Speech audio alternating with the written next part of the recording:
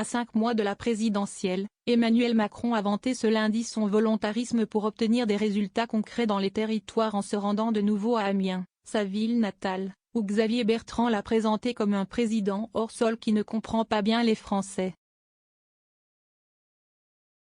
2 jours après un face-à-face tendu dans l'Aisne, le chef de l'État et le président des Hauts-de-France se sont retrouvés dans la Somme à une semaine de la désignation du candidat LR pour la présidentielle d'avril à laquelle souhaite participer Xavier Bertrand. Pour Emmanuel Macron, il s'agissait de faire un point d'étape des grands chantiers du département et de leurs progrès depuis le début du quinquennat, du canal Seine-Nord-Europe à la ligne SNCF Amiens-Paris en passant par les suites de la fermeture de l'usine Whirlpool. Macron s'en va en campagne. Je prends mes responsabilités, je fais puis je viens sur place pour constater les avancées, a-t-il expliqué, en vantant le pragmatisme de son action devant plus d'une centaine d'élus et de responsables économiques. Ce n'est pas avec des coups de menton et des déclarations que l'on fait progresser les choses à l'échelle d'une nation, mais en prenant les choses de longue haleine, en revenant 3 ou 4 ans plus tard, en ayant fait des réformes, et en ayant parfois eu des oppositions dans la rue, a-t-il affirmé dans une critique implicite envers ses adversaires politiques, dont Xavier Bertrand. Il a ainsi affirmé que la réforme de la SNCF, votée au début de son quinquennat après avoir été vivement contestée, allait permettre d'améliorer la liaison ferroviaire Paris-Amiens, critiquée pour ses annulations et retards par les usagers. C'est l'une des pires lignes de France, a dénoncé François Ruffin, député LFI de la Somme.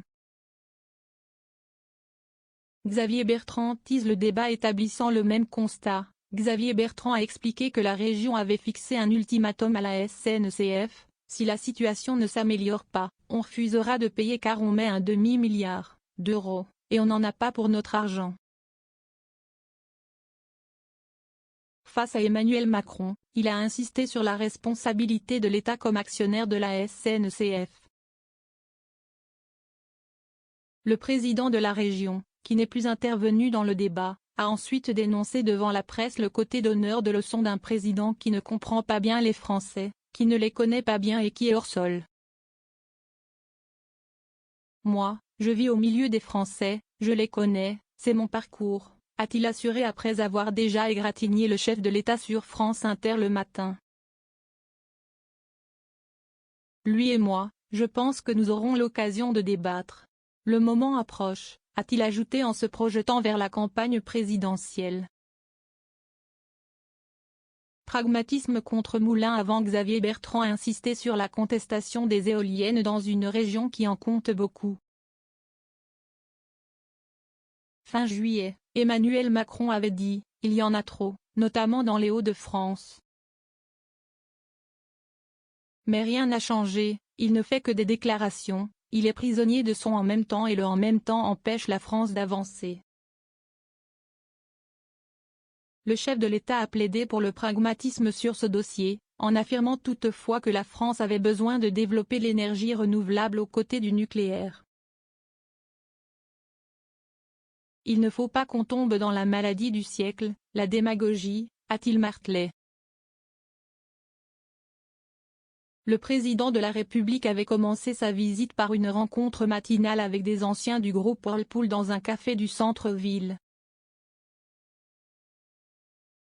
Les salariés, qui ont subi 3 plans de licenciement successifs, depuis la décision de Whirlpool en 2017 de délocaliser en Pologne, lui ont raconté leur difficile parcours.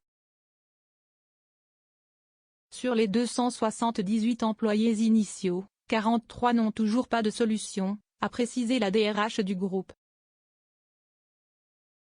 La dernière année a été tellement difficile, on nous a tellement menti, lui a dit une ancienne salariée, reconvertie dans l'immobilier. Je comprends très bien.